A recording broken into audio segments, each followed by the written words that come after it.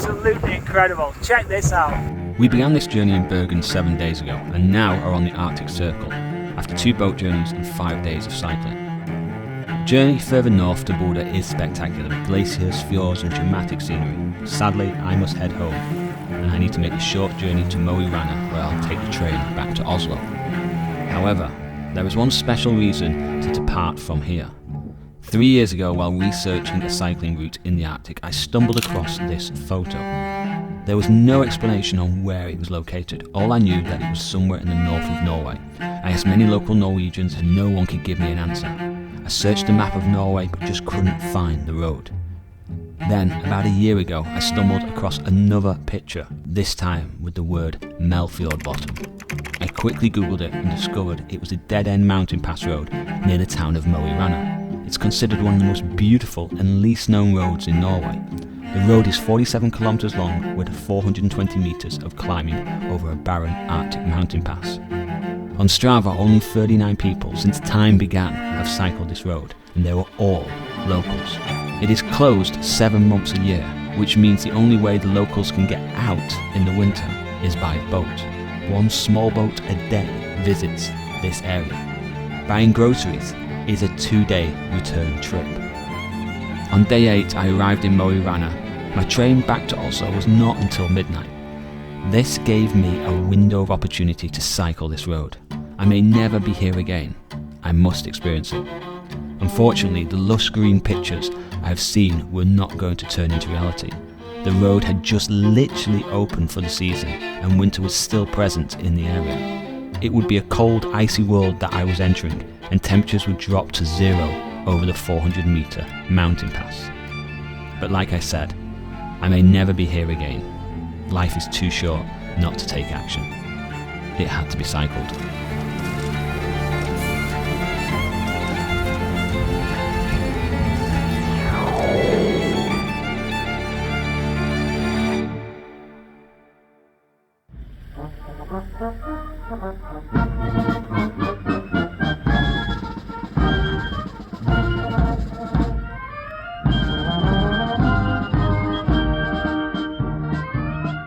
I arrived in Mo i Rana on Norway's National Day.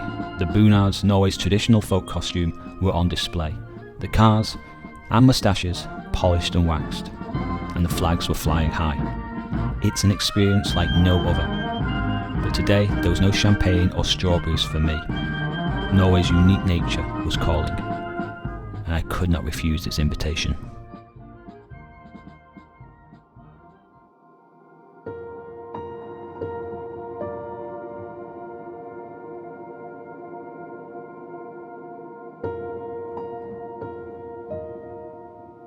After a short ride north on the main E6 road, we turn left along the spectacular Langvatnet Lake. There are glaciers on either side of this valley, and the mountain pass is full of unique rock features left behind by the Ice Age. It's a marvel to experience. This is going to be one hell of a road to cycle.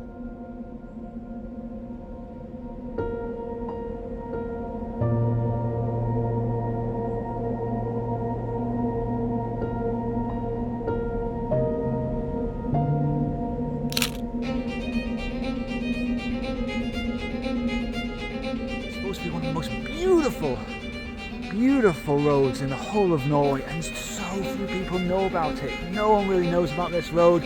It's taken me a long time to research this road and to finally get here and to cycle it. Well, it's been a journey, but I'm here now, guys, and I tell you something, oh my goodness, this place is special, to say the least. Wow. The feeling of finally reaching a road that has been on my mind for some time is as close as I'll come to experiencing the world as a kid again.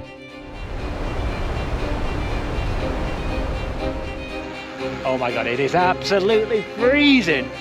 Woo! It's so cold here, but so unbelievably beautiful. This lake is still frozen, and it's 17th of May today, and the lake is still frozen. This is not the Alps. This is not the Pyrenees. This is Norway.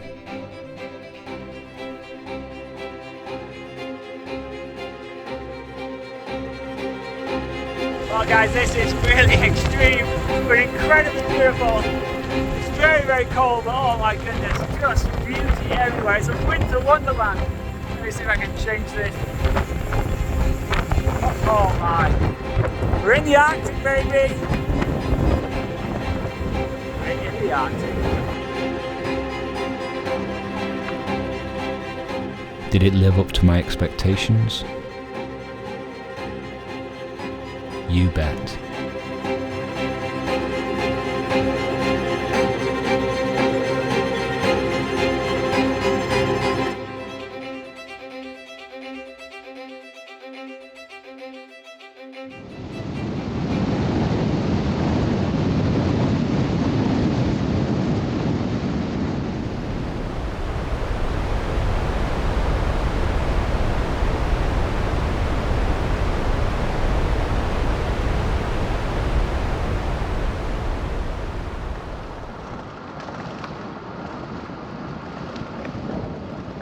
As you descend down to the small village, the road comes to an end by the fjord. The first thing you do is turn around and ask yourself, wow, who lives here?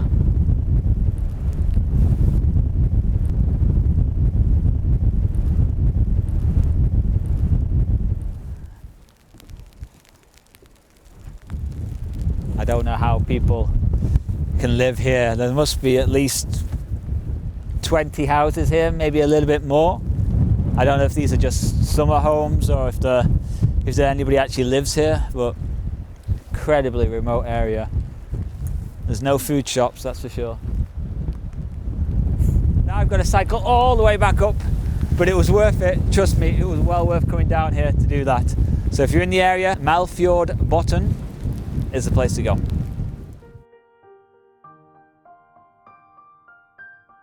So that's it. That is my 8 days on the road in May 2023, cycling up the Eurovelo 1, the Atlantic coast route.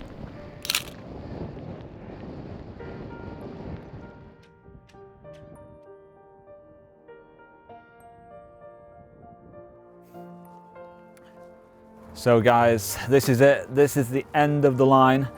Rana. I'm about to take a train now all the way back to Oslo. It's a long journey, over 16 hours, but I'll tell you something, it was well worth it to come all the way up here.